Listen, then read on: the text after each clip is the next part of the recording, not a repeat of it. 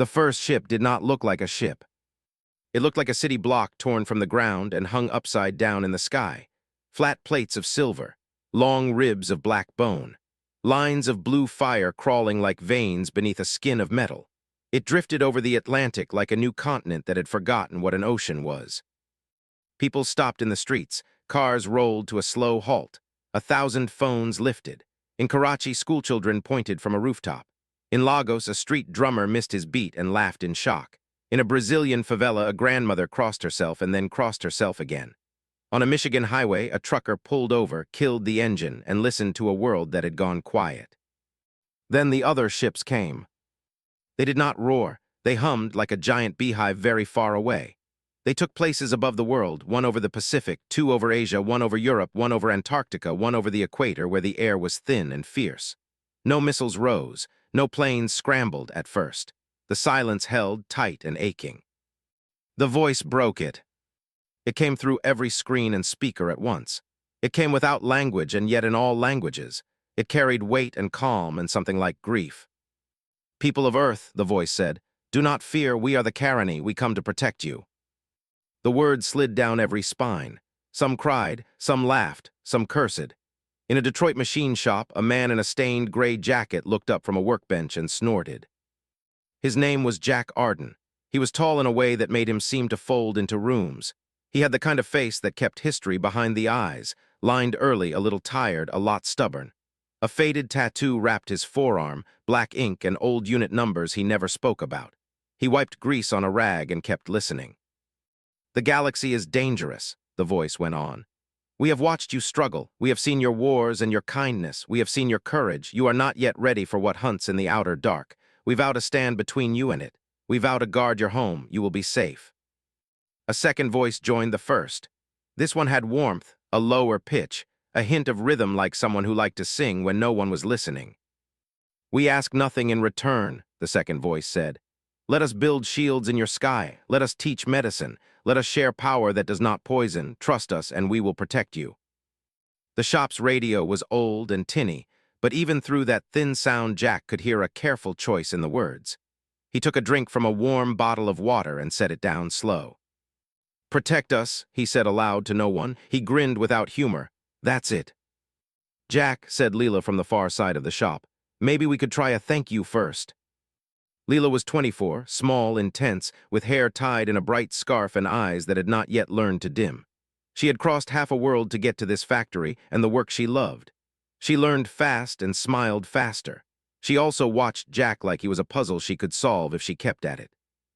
"Maybe," Jack said. He picked up a battered torque wrench and tested its give. "Or maybe we keep our heads." The shop shook as something vast passed overhead. Dust trembled in a sunbeam. A shadow moved across the skylight and stayed there, turning noon to an old, cool evening. The city roared back to life. Sirens, shouts, a cheer wild and unsure rippling down the block when nothing exploded. Jack set the wrench down again. He went outside with Leela. People were in the street, craning their necks, shielding their eyes from that gentle blue hum. A shape detached from the upside-down city and fell. It did not fall so much as choose to be lower. It slowed. It opened like a flower made of skin-thin mirrors. It became a platform with a half-circle of glowing rails and figures waiting there. 4 arms, tall, skin like polished obsidian, eyes that burned a soft, steady blue without pupils, robes cut along lines that made the air look straighter. Caroni. They descended not on Washington or Beijing or Moscow, but on the United Nations Plaza where 1,000,000 flags had taken turns snapping in bitter winds. They bowed with all 4 hands touching their pale foreheads, and the blue-eyed one in front spoke, not through speakers now, but into the open air. "You have 1,000,000 ways to die," said the Caroni. "We are the way you will not." Reporters crushed forward. Security held them back with shoulders and firm palms. The Secretary General stepped up and tried to sound like this happened twice a week. "You say you offer protection. From what?" "From the patient teeth," the Caroni said. "From those who eat slow, from those who make you ask to be eaten." Cameras clicked. A drone zipped closer. The leader raised one hand and the drone drifted away on a soft gust that came from nowhere. "We will place our shields in your orbit. We will place guardian stations at your sky's doorways. We will map your disease and erase its oldest names. We will teach you the clean light that burns without smoke. We will accept no tribute. We will not rule you. We will not ask any human to kneel. We only ask this. Let us stand between you and what waits." A cheer rose then, bigger and truer, as if a single breath had moved through 100 cities. Somewhere, a boy who had never known a father looked up and believed he would live to be old. Somewhere else, a woman counting pills at a kitchen table put them away and cried because she could imagine years that did not taste like copper. Jack watched the cheering and felt something twist in his chest. He wanted to be happy. He wanted to be wrong. He looked at the Carony hands and saw how easily they could break a neck. Hey, a shadow fell across him. A Carony stood there in the street, not more than 10 steps away. He was shorter than the leader, broader in the shoulders, with a narrow scar across one cheek that caught the light like a faint river. He wore no robe, just a close-fitted gray suit like a mechanic's coverall grown elegant. He held a silver case in one lower hand and a steaming cup in an upper one. "You're not supposed to be this far from the plaza, friend," a cop said, breathless, already reaching to shepherd the alien back toward the flashing barricades. The Carony lifted the cup and bowed a little. His blue eyes found Jack as if he had picked him from a lineup of 10,000. "I am Turak," he said in a voice like a low string. "City liaison, I am late to the liaison office." He tilted his head at Jack's grease-stained jacket. "You fix broken things." "Sometimes," Jack said. Turak stepped closer and offered the steaming cup. It smelled like pepper and mint fighting over the same small field. "Drink. It is called shell. We boil a seed in salt water until it breaks open, then brew the heart. On cold nights on Kara, we do not have enough blankets, so we drink this until our blood remembers how to be warm." Jack took the cup. It was hotter than it looked. He sipped. The liquid scorched his tongue and then spread warmth down his throat, into his chest, into the part of him that kept count of old names. He tried not to show that he liked it. Leela beamed. "Welcome to Detroit," she said. Do you really not want anything? Everyone wants something." Turek's eyes softened. "We want you alive." "That's a thing," Jack said, handing the cup back. "Not a price." The cop got his breath. "Sir, ma'am, please, Mr. Turek, we have to keep the street clear. There's going to be a lot of movement today." "Of course." Turek bowed again, the move smooth and clean, not a fake show of respect, but habit. He looked back to Jack. "You have questions."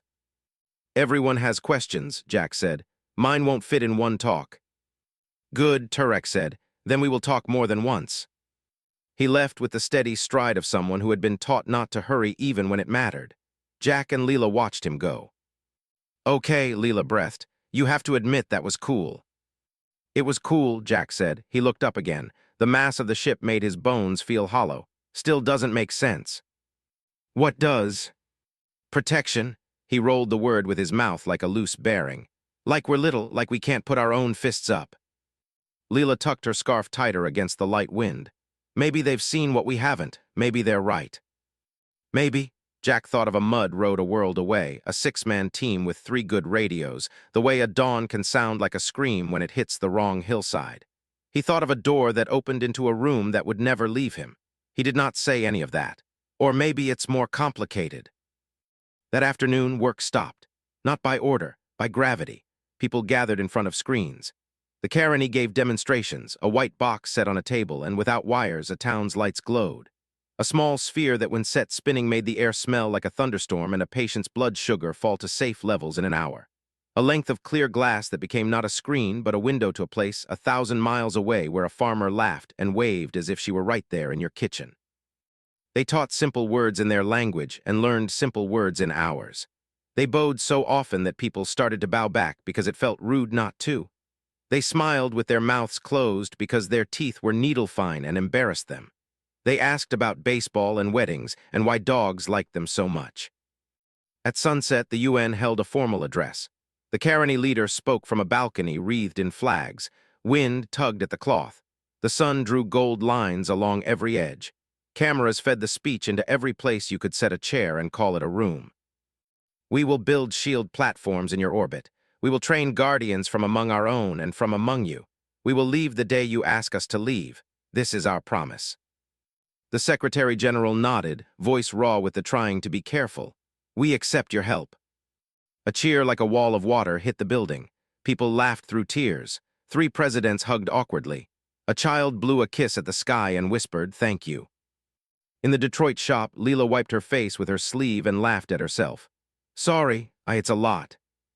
Jack folded the rag, unfolded it, folded it again. It is. You really think this is bad? He shook his head. No, I think it's not finished. She looked at him. You mean you think they're lying? I think they're telling the truth, Jack said, which made her blink. I also think truth can be thin, like a blanket that looks big when you hold it up but doesn't cover your feet when you try to sleep. He set the rag down. He felt the shell's heat still working in him. It made the air sharp, made edges look honest. He found his grin again. This time it had teeth. They promised to protect us, Jack said. We smiled. We asked, that's it. Because that's a start, not a finish. You don't tell humans we're safe and expect us to sit down. Leela laughed. You sound like my aunt. She used to say, God gives the seed, you still have to cook the bread. Smart aunt. Very. Night came with a tangle of blue. The Carony ships turned their hum a little lower, like a house settling. Jack went out walking. He moved through a city that had forgotten for a second to be afraid. He passed a church with the doors open and candles flickering like little brave flags. He passed a park where kids chased a drone back and forth as if it were a kite with a brain. He passed an old vet sitting on a stoop staring up at the Silver City and smoking a cigarette all the way to the filter. Turek found him again. He stepped out of a doorway with a soft click of boot on concrete. You walk like someone listening for branches, Turek said. You sneak like someone with 4 hands, Jack said. Turek tilted his head. Is that an insult? It's a first draft, Jack said, and they both smiled. They walked together without talking for a while. When they did talk, it was small things. What the shell was brewed in. Why humans wearing wool in August made Turek sweat in sympathy. The way Carony children learn to bow before they learn to speak. Do you have children? Jack asked, surprising himself with the question. Turek's breath hitched. It was the first time Jack had heard him slip. I did. Jack did not ask the next question. Turek did not offer the next answer. They let the ache sit between them for a block and a half, then stepped over it like a puddle that was deeper than it looked. I want to trust you, Jack said quietly. I want you too, Turek said.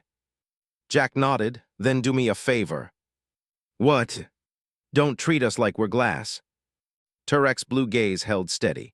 We do not think you are glass, we think you are fire. Fire can warm a home. Fire can burn a city. We have lived long enough to respect both. They stopped at the curb where the street widened and gave a view of the river turning slow in the dark. Jack Arden, Turek said, when the dark teeth come. You keep saying that, Jack said. What are they? Turek opened his mouth and then closed it. Old enemies, he said at last, patient ones. You think they'll come because you came. I think they'll come because you are you. Hell of a riddle. Yes, Turek said, his 4 hands flexed an unconscious ripple. We will keep our promise. We will stand in front of your door. And we, Jack said, will stand inside it, armed. Turek's smile this time showed a glint of needletooth. That is what I hoped you would say. They said good night. Jack went home to his small apartment where the window stuck halfway up and the radiator clanged like a man with a spoon in a jail cell.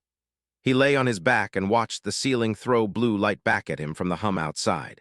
He slept with his boots by the bed and the old torque wrench on the nightstand, as if the wrench could tell him what shape the morning would be. Far above, the silver cities floated. Lights crawled along their bellies like long thoughts. On one of those bellies, a small panel slid open and a single, almost invisible device slid out, dropped, corrected, and began to fall toward the black underbelly of the world where the oceans went cold and deep.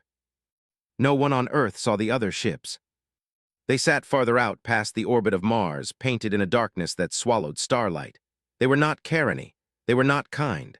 They watched the hum of shields and the first thin circles of blue forming around Earth like halos drawn by a cautious hand. They watched the way crowds cheered. They watched the way one human man did not. In the foremost of those shadow ships, a tall shape leaned over a console and traced a claw along a map that was not paper and not light, but something between. His jaw opened and closed with slow delight. Look at them, he said in a language built for hissing. The Carony make them safe. He smiled with a mouth full of hooks. Good, let them sleep. It makes teeth work easier. A lieutenant bowed so low his front spines touched the floor. Lord, do we strike now? Not yet, the tall shape said. He tapped the map where a tiny silver city hung over Detroit. We learn first. We watch how they move, how they bleed. We let their guardians show us where the armor is thin. He leaned closer. His eyes were pits with embers smoldering in the ash. Then we bite. He turned away, and as he did, the stars behind him seemed to lean back like servants getting out of a master's path. Back on Earth, Dawn reached out with long pink fingers. The Caroni shields climbed another few meters into their circles. A bird woke and sang because birds do not care about empires. Jack's alarm beeped. He slapped it. He stood. He went to work. He did not know that the trial of his life had already crossed 1,000,000 miles to meet him. The city of Detroit was waking when the alarm wailed. Not a police siren, not a fire truck, not a weather warning. This was different. A sound new to Earth, deep and layered, vibrating glass and skin like thunder fed through an iron pipe. Jack Arden was tightening a bolt on the loader's leg when the sound hit. The wrench slipped. Metal screamed against metal. He cursed, then froze as every car alarm on the block went off in harmony. Leela burst through the workshop doors, phone in hand, her scarf loose. "Jack, look at the feeds." He didn't need her screen. He stepped outside. The whole street was pointing upward. The Caroni ships that had hovered serene for weeks now flared with streaks of fire. Blinding bursts of blue-white tore across the dawn. Dozens of dark, jagged shapes screamed through the upper atmosphere, slamming into Caroni formations. The air shook with shockwaves. Jack's gut clenched. That's not a drill. The shop's radio, left tuned to the emergency channel, crackled to life. Unidentified hostiles breaching outer orbit. Casualties reported among Caroni patrols. Repeat, hostile contact above Earth. The voice barely kept calm. Another voice cut in, tense, sharper. Citizens are advised to seek shelter immediately. This is not an exercise. The ground shook again. A low roar rolled over the city. Jack's teeth buzzed in his skull. Leela gripped his sleeve. "They're here already, look." Over the river, a shadow tore through the clouds. Bigger than any plane, darker than storm night. Its hull was serrated like bone plates, its engines spitting red fire. A cruiser, not Caroni design. Its belly opened, and the monsters came down. They were tall, reptilian, armored in natural plates as if grown for war. Their eyes glowed sick green in the morning light. Each carried rifles that hissed with energy coils. The Grinned. The news feeds called them raiders. Turek had whispered another word the night before, patient teeth. Now the teeth were here. The first Grinned slammed onto the street in a crouch. Asphalt cracked beneath its weight. It raised its rifle. A police drone darted close. One green beam later, the drone melted midair, falling like a burned-out insect. Screams, people ran. A Caroni guardian dropped from the sky, 4 arms spread wide, blue light rippling across his armor. He met the Grinned with staff and shield, moving with grace older than human nations. But more Grinned dropped around him, snarling. They swarmed. They cut him down in a blur of beams. Jack's chest burned. His legs wanted to run, but he didn't move. Because the Grinned cruiser was still descending, slow and steady, its cannon ports glowing. And in his gut, Jack knew it wasn't here to fight Caroni. It was here to make a point. "Jack," Leela tugged him, "we have to hide." "No," Jack muttered. His mind raced, snapping together pieces like gears. "We can't hide from that, we'll just get buried." He shoved her back into the workshop. "Get the loader online, now." "What? That thing's not a weapon." "It's the only thing we've got." The shop roared as Jack leapt into the battered exo-loader. The machine groaned alive, hydraulics hissing. He yanked on the controls. The arms lifted, ungainly but strong. Jack strapped scrap steel across the front like armor. He welded a torch to the right arm, sparks spraying his face. The loader stood 10 feet tall, ugly as sin, but now it looked like a brawler ready for a street fight. Leela's eyes were wide. "You're insane." "Yeah," Jack growled, powering the engines, "but I'm still breathing." The first squad of Grinned stomped down the avenue, rifles spitting green fire at fleeing humans. A bus exploded. Windows blew inward. Children screamed. Jack's loader lurched out of the garage, heavy steps shaking the pavement. The Grinned turned. Their jaws split in something that wasn't quite laughter. "Come on then," Jack spat. He rammed the controls forward. The loader smashed into the first alien, its steel arms slamming like a wrecking ball. Bone plates cracked. The alien flew into a car, crumpling it flat. Another Varen fired. Green beams chewed through the loader's flank, sparks spraying.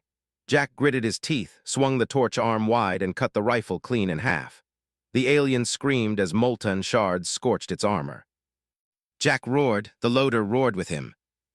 On the workshop roof, Leela aimed a stolen Varen rifle. She had never fired a weapon before, her hands shook. She fired anyway. A bolt caught a reptile in the neck. It collapsed, smoke rising.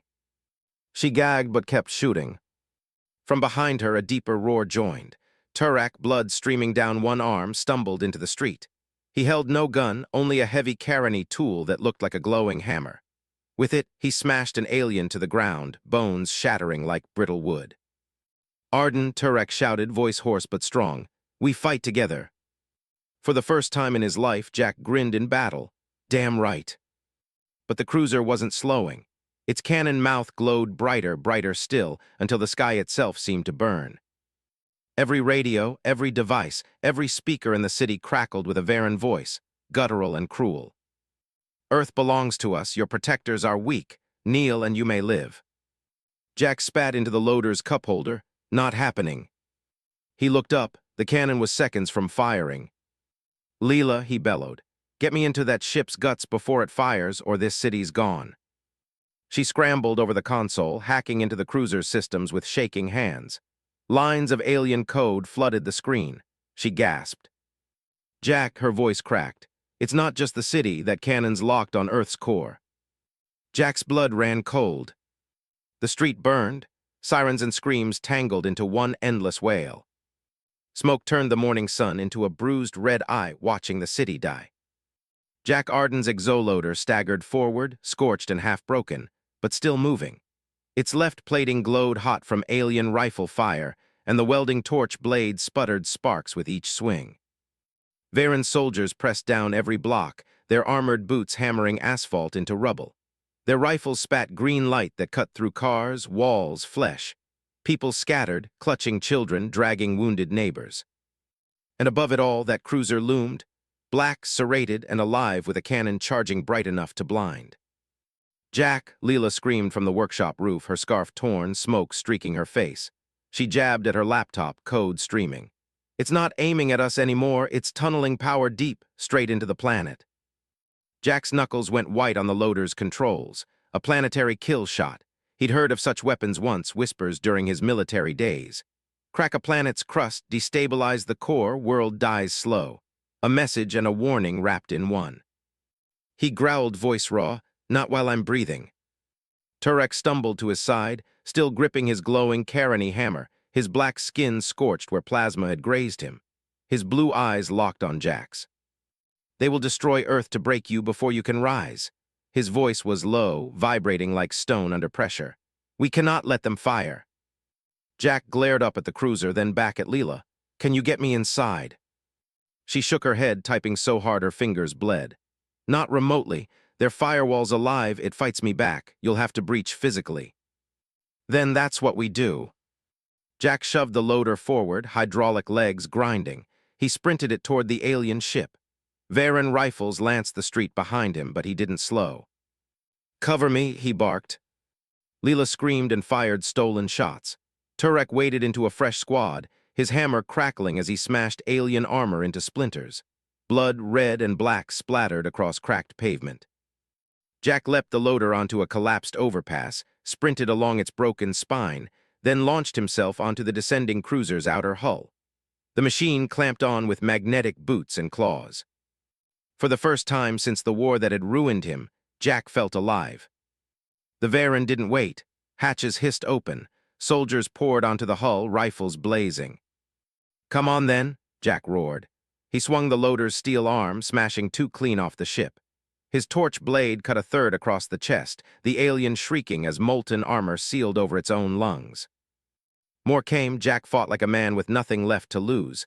The loader's servos screamed with each swing. Sparks rained in every direction. One by one, bodies fell. But the loader was weakening. Warning lights flashed crimson across Jack's cockpit. Power drains, heat overload, one wrong hit and the thing would shut down mid-battle. "Leela," he yelled into the comm, "I need an entry point." Her voice crackled through static, panicked but sharp. Port side, 30 meters from the forward fin, there's a vent for coolant. Jack turned the loader, hauling its weight against gravity, and clawed toward the vent. Varen claws tore across the loader's hull, gouging metal. He spun, throwing one off into open sky, but another drove a plasma blade deep into the machine's flank. Jack howled as alarms wailed, the cockpit filled with the stench of burning wires. Then Turek appeared, leaping from a shattered building, his body impossibly strong. He landed on the cruiser's hull with a bone-jarring crack, hammer blazing. He swung, knocking the soldier away from Jack's loader. "Go," Turek bellowed. "End it." Jack forced the loader into the coolant vent. Sparks cascaded as he cut it open, metal glowing under the torch. With a final kick, the vent gave and he forced the loader inside. He crawled through the ship's guts, pipes bursting with steam, alien code glowing across panels, the walls trembling as the cannon charged faster and faster. "Core chamber ahead," Leela whispered over the comm, her voice breaking. "Jack, you'll be right next to the planet killer's heart." "Wouldn't be the first time I've stared at something that wanted me dead," Jack muttered. He broke into the chamber. And there it was. A glowing sphere of energy, suspended in coils of alien steel. It pulsed alive like a star bottled and furious. The weapon. The hum shook Jack's bones. Leela's voice came through, faint. "If I can sync with their code, I can overload it, but someone has to trigger the manual cutoff from inside. There won't be time to get out." Jack froze. He knew what that meant. He thought of the wars, of the missions gone wrong, of the friends buried without names. Maybe this was how he balanced the scales. "Then I'll do it," he said, steady. "I'll finish this." Turek staggered in behind him, bleeding but alive. "No, human, let me. My life has run long. Yours still burns." Jack shoved him back, eyes blazing. "Not a chance. Earth's mine, my mess, my fight." He reached for the controls. His hand hovered over the lever that would end him. Then suddenly, the weapon shut down. The glow dimmed, the hum died. The chamber fell silent. On the main console, alien script burned across the screen. Jack stared. Turek translated, his voice shaking. "This was a test. You fought harder than they feared. They will return in greater force. Soon." The words sank in. This had never been a real strike. It had been bait, a probe, a test of how far humans would go when cornered. Jack's jaw tightened, his hand trembled with rage. Then let them come. The chamber's silence pressed like a weight. The planet killer's heart hung dead, but the message still burned across the console, every alien glyph like a knife edge. "This was a test. We will return." Jack Arden stood frozen, loader's arm sparking faintly. His heart hammered like a war drum. His body screamed to breathe, but his mind was running 10 miles ahead. "They didn't come to win. They came to measure us." That thought burned hotter than the weapon had. Turek leaned against a wall, one arm clamped across his wound. His black skin shimmered under the chamber's dim glow. "Do you see now?" he said, voice low and raw. "The Varen will not stop, not at one ship, not at 10. They will keep pressing until Earth is ash." Jack didn't answer. He pressed his loader's claw against the console, crushing it into scrap. Sparks spat across the floor. The message died. "Then we give them something to choke on," Jack muttered. But there was no time to celebrate. The cruiser shook. Bulkheads screamed. Leela's voice cut through static, panicked and high. "Jack, Turek, the ship's reactor is destabilizing. The shutdown triggered a cascade. You have 5 minutes before this whole thing goes nova." Jack's blood chilled. Damn it, they rigged the whole ship as a trap. Turek pushed off the wall, staggering toward him. "We must leave, now." Jack jammed the loader's controls, turning it toward the vent they had come through. The walls groaned around them, lights flickering. Sirens in alien tones wailed, long and hungry. But before they could move, hatches burst open. Varen soldiers poured in, more than Jack had ever seen. Dozens, maybe hundreds, filling every level of the chamber. Their rifles hummed in unison, green coils burning bright. The leader stepped forward, taller, broader, with bone plate armor etched in scars. His maw split into a grin full of razors. "You fought well, human," the Varen growled in broken Caroni, voice guttural and cruel. "Better than expected. That is why you must die here. Your people cannot be allowed to hope." Jack bared his teeth. "Funny, that's exactly why I'm not dying here." The first volley lit the chamber. Jack drove the loader forward, torchblade roaring. He cleaved through armor, sparks spraying like fireworks. Turek charged beside him, his hammer glowing brighter, each swing cracking bone and steel alike. The chamber became chaos, green bolts ripping walls, blue fire slashing arcs, smoke choking the air. Jack's loader screamed with every hit, alarms blaring, servos grinding. He didn't care. He fought like he'd been waiting his whole life to die in this fight. He grabbed a Varen by the chest and hurled it into the reactor coil. The alien shrieked as its armor melted, the scream cut short when energy vaporized it. Another leapt on the loader's back, claws tearing. Jack spun and smashed it into the bulkhead until it fell limp. But there were too many. The leader surged forward, claws like swords. He slashed, tearing through the loader's arm. Metal screamed. Jack roared back, jamming the broken arm forward anyway, using the jagged edge like a spike. He rammed it into the Varen's chest. The alien staggered but did not fall. He grabbed the loader's cockpit with crushing strength, pulling Jack forward until they were face to face through the cracked glass. "You cannot stop us," the Varen hissed. "This was only the beginning." Then Turek struck. His hammer flared white-hot as he swung with all four arms, crushing the leader's skull in one shattering blow. The alien collapsed, green ichor flooding the floor. Silence for half a second, then another siren, louder. Leela screamed in Jack's ear. "The core's gone critical, 90 seconds. Jack shoved the loader toward the vent. "Move now." Turek ran beside him, limping, blood trailing. They climbed through the vent as the chamber roared behind them, heat searing the metal. The loader barely fit. Panels tore, sparks rained. Jack forced it through with brute will, alarms shrieking all around. They burst out onto the cruiser's hull. The city sprawled below, smoke and fire blotting the horizon. Jack didn't hesitate, he jumped. The loader plummeted, screaming through the air. Turek clung to its side, his teeth bared against the wind. The cruiser above split with a sound like a mountain dying. Then came the fire. The Varen ship exploded in the sky, a star burning too close. The shockwave tore clouds apart, rattling windows for miles. Debris rained down in molten streaks. Jack's loader slammed into the river. Water engulfed him. The cockpit filled with boiling heat and smoke. He clawed the hatch open, dragging himself out, lungs burning. Turek surfaced beside him, blood mixing with river foam. They coughed, gasped, and swam for shore as flaming wreckage fell around them. On the bank, Leela waited, her face streaked with ash and tears. She pulled them both out, screaming curses and prayers all at once.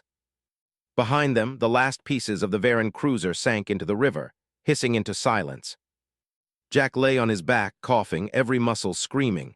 He stared up at the burning sky. "They tested us," he whispered. "They wanted to see if we'd break." Turek leaned over him, face pale, voice steady despite his wounds. "And we did not."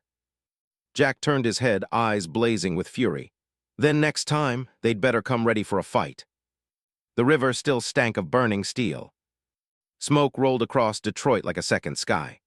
The wreckage of the Varen cruiser hissed and steamed, half buried in the water, its black bones jutting like the ribs of some giant beast dragged ashore. Jack Arden sat on the bank, soaked, bruised, half-deaf from the blast. The exoloader was gone, melted to slag at the bottom of the river. His hands still shook, the smell of scorched wires and alien blood baked into his memory. Leela knelt beside him, wrapping his arm with torn cloth. Her scarf was burned away, her hair tangled with ash. "You should be dead," she muttered. Her voice cracked, but her hands didn't stop moving. "You both should be dead." Jack forced a grin, though it was more teeth than humor. "Guess I'm too stubborn for that." Turek leaned against a shattered wall nearby, his black skin dulled, his robes torn. Blue light still glowed faintly in his eyes, though exhaustion weighed heavy on him. "You are alive because the Varen wanted it so," he said quietly. "That ship was never meant to finish Earth. It was bait." Jack spat blood into the dirt. "A test, I know." By nightfall, Earth looked like it had survived an apocalypse. Cities across the globe reported Varen strikes, raids, skirmishes, probes. They hadn't come to conquer. They had come to study.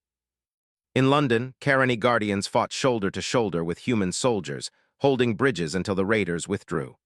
In Tokyo, civilians had armed themselves with stolen rifles, forcing the Varen back into orbit. In Sao Paulo, teenagers dragged wounded Caroni into basements, shielding them with their own bodies. Humanity had not hidden, Humanity had bared its teeth. 2 days later, the survivors gathered in the ruins of a half-collapsed stadium in Geneva. Carony ships hovered above, battered but still present. Leaders of nations stood with alien envoys, their faces gray with fatigue, their voices hard with new purpose. Jack sat in the back, bandaged, restless. Turek stood beside him, leaning on his hammer as if it were a cane. Leela typed furiously on a salvaged terminal, patching into whatever feeds were left alive. The Carony admiral, her 4 arms folded, spoke into the silence. The Varen are not raiders, they are not conquerors, they are patient. They bite worlds slowly until nothing remains. You were meant to be afraid, to beg us to protect you. Murmurs rippled through the stadium. Jack clenched his jaw. And yet, the admiral continued, her glowing eyes sweeping across the crowd, you fought, you bled beside us. That was not expected. Jack barked a laugh from the back. The sound carried sharp in the quiet. Heads turned. Not expected, he rasped. His voice was raw but loud. Lady, you really thought we'd just hide in basements while lizards cracked our planet open? You don't know humans at all. The admiral studied him. You are dangerous. Jack stood. He didn't limp this time. He faced the Carony and the human leaders both. His voice carried like gravel poured on steel. Damn right we are. Dangerous to anyone who thinks we'll kneel. Dangerous to anyone who mistakes kindness for weakness. Dangerous because we don't quit even when we should. You call it dangerous. We call it living. The stadium fell silent. Turek's eyes burned brighter, pride flickering in their depths. Later, as the crowds dispersed, Jack sat on the rubble with Turek and Leela. Fires still smoked in the distance. They're coming back, Jack said flatly. Bigger, harder. Leela hugged her knees, shivering though the air was warm. Then what do we do? The Carony barely held the line if they couldn't stop them. Jack interrupted, his voice iron. Then we stop them ourselves. Turek tilted his head. With what army, with what fleet? Jack grinned, but it was tired, bitter. With whatever we can build, that's what we do. We build. We turn scrap into survival. We've been doing it since we climbed out of caves. In orbit, Carony ships limped through fields of wreckage. Survivors counted their dead. Their fleet was a shadow of itself. And beyond Mars, in the silent dark, more Varen ships gathered. Dozens, hundreds, their hulls blended with the void, their engines silent. On the flagship, the Overlord watched recordings of Jack Arden's fight. He watched humans fight with loaders, with stolen rifles, with bare hands. He listened to their voices snarl through captured comms. The Overlord leaned back, claws tapping. The Carony misjudged them. These humans, they are worse than we feared. They are fire pretending to be children. A captain bowed low. Shall we strike again? Not yet, the Overlord's grin split wide. We prepare, and when we come in force, we will not test, we will consume. Back on Earth, the night was quiet for the first time in days. Jack sat on the roof of the ruined workshop, a cigarette between his fingers, staring at the stars. Turek sat beside him, silent. Finally, Jack spoke. You called us dangerous, you were right, but the thing about dangerous things, Turek, he exhaled smoke, eyes hard, is they don't stay on leashes forever. Earth rebuilt fast. It wasn't pretty, it wasn't clean, but it was fast. Cities blackened by fire dug themselves out. Broken bridges became barricades. Factories that once made cars now forged armored plating. Families that had never held a weapon stood in line for rifles. Humans adapted, they always had. And they didn't rebuild alone. Carony Guardians walked in the streets of Earth now, their tall frames scarred from battle, their glowing eyes dimmed but unbroken. They worked beside human soldiers, teaching new ways to fight, sharing scraps of technology, welding human steel with alien light.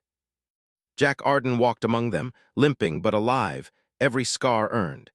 He'd been pulled into something larger than himself, a ragtag council of human and Carony fighters who trained day and night in the gutted stadiums of ruined cities.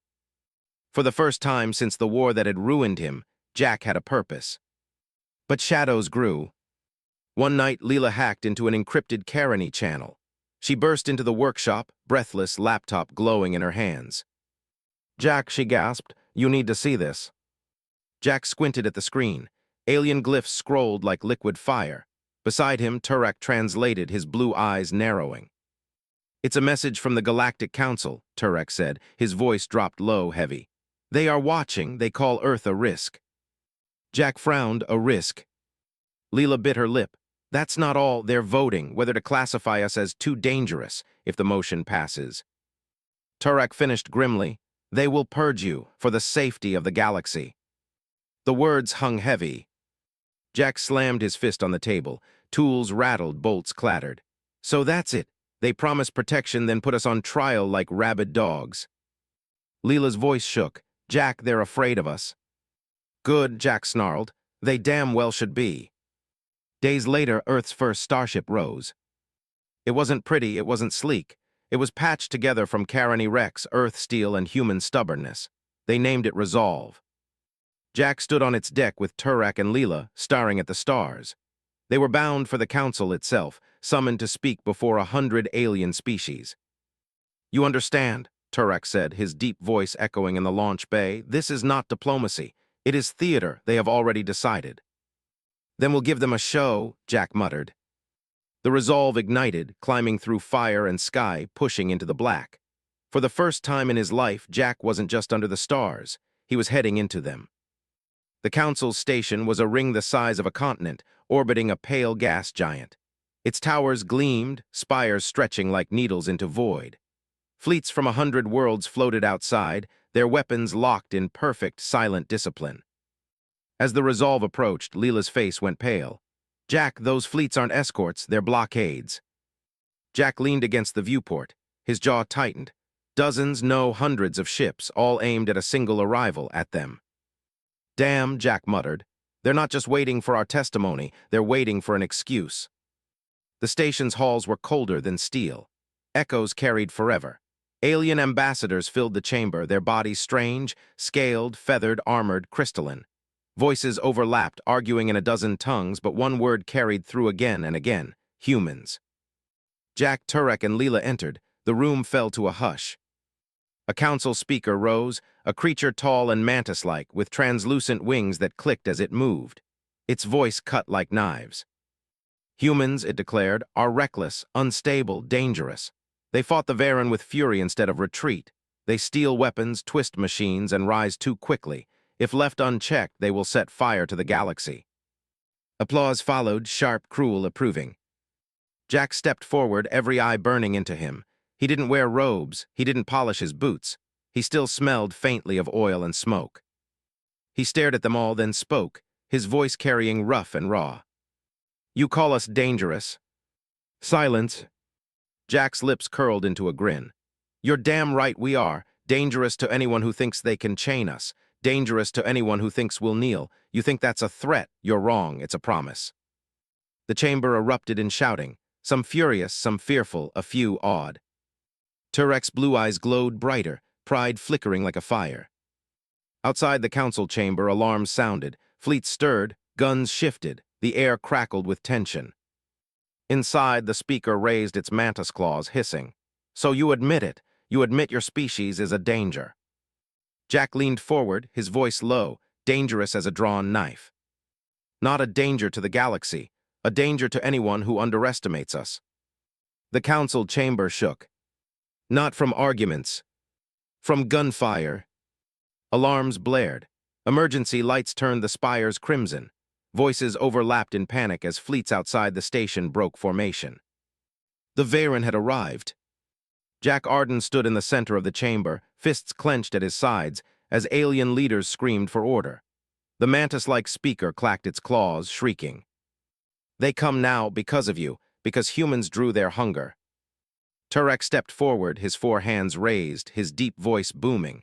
No, they come because they always meant to. You blind yourselves and call it wisdom. But the Varen would have come whether Earth still burned caves for fire or not. A Carony admiral burst into the chamber, her armor scorched. The Varen fleet is moving on Earth. They bypassed our patrols. Their cannons are primed to crack the planet's crust. The chamber erupted in chaos. Some demanded retreat. Some demanded surrender. Others demanded Earth's immediate execution to appease the predators at the door. Jack slammed his hand against the table. The sound cracked like a gunshot. The noise died. You still don't get it, he said, his voice cutting through the chamber like broken glass. You think this is about us. It is. The Varen aren't afraid of Earth. They're afraid of what will become. The speaker sneered, wings rattling. And what will you become, human? Another empire, another tyrant, another fire that burns the stars. Jack stepped closer, his scarred face lit by the red alarms. No, we'll become the storm you can't predict, the hand that pulls the drowning up even when it means we bleed. We'll become the people who don't quit, who don't bow, who don't ask permission to stand. He leaned over the table, staring into a dozen alien eyes. You call us dangerous, good, because the galaxy doesn't need babysitters, it needs allies who will fight when no one else will, and that's us, like it or not. The chamber fell into silence. Then shouts, not all against him this time. A crystalline ambassador raised its voice. Our colonies were preyed upon by the Varen. We begged this council for aid. None came, but the humans, its glassy face turned to Jack. They would fight. A feathered envoy shrieked agreement. A scaled chancellor hissed disapproval. The council fractured, voices splitting, some siding with Earth, some against. Outside, the battle began. Through the chamber windows, the void lit with fire. Carony ships, battered but proud, surged to intercept the Varen tide. Human fleets, small, clumsy but furious, rose from Earth's orbit to join them. Improvised warships cobbled from freighters and factories, their armor ugly, their weapons salvaged. And still they fought. Jack watched, jaw tight. They're going to need help. The speaker laughed bitterly. Help against that? Your little fleets will be swallowed whole. Maybe, Jack said, his eyes burned like steel and fire. Or maybe they'll choke the bastards trying. Suddenly, Turek stepped forward, his glowing eyes fixed on the council floor. He raised his hammer high, his voice echoing like thunder. I am Carony, my people swore to guard yours and we failed. But I tell you this, I would rather die beside humans who fight with scraps than live among cowards who hide behind words. I cast my vote, with Earth. The chamber roared, some cheered, some cursed, but more voices rose in support, species long ignored, long abandoned. The forgotten, the weak, the oppressed, they saw themselves in humans now. One by one, their voices joined. And the tide shifted. The council fractured in real time, half still called for Earth's destruction, but the other half stood beside humanity. The speaker shrieked, wings beating the air. You fools, they will burn us all. Jack grinned, teeth bared. Maybe, or maybe we'll burn the monsters instead. Outside, the Varen fleet pushed closer. Their overlord's voice hissed across every channel. You think you are fierce. You are insects. We will crush your world until no memory of it remains. Jack keyed the calm, his voice raw but steady. You wanted to see what humans would do when you came for us. Well, here's your answer. We don't break, we fight, we bleed, and if you come for Earth. He leaned into the mic, every word a growl. You'd better bring more than teeth. The council chamber vibrated with cheers and fury. Outside, fleets collided in fire. Human ships tore into the Varen line, Carony shields blazing, allies rallying one by one. The battle wasn't clean, it wasn't noble, but it was fought. And the galaxy saw. Hours later, the Varen retreated, not defeated, not destroyed, but bloodied. They had wanted fear, instead they found resistance. Jack stood on the Resolve's bridge, smoke in his lungs, sweat stinging his eyes. Leela beside him, her hands shaking on the console, but still typing, still pushing. Turek at his back, his hammer resting like a flag planted in stone. Below them, Earth still turned, scarred but alive. Jack exhaled slow. They called us dangerous, he muttered, then louder so the whole crew could hear. They were right. Epilogue. Word spread faster than light. Not of the Carony's protection. Not of the council's speeches. But of humans, standing, bleeding, refusing to break. Small worlds whispered it in dark taverns. Oppressed colonies etched it into walls. Children on distant moons spoke it like prayer. The galaxy had been promised that humans would be protected. Instead, it learned that humans were the protectors it had been waiting for.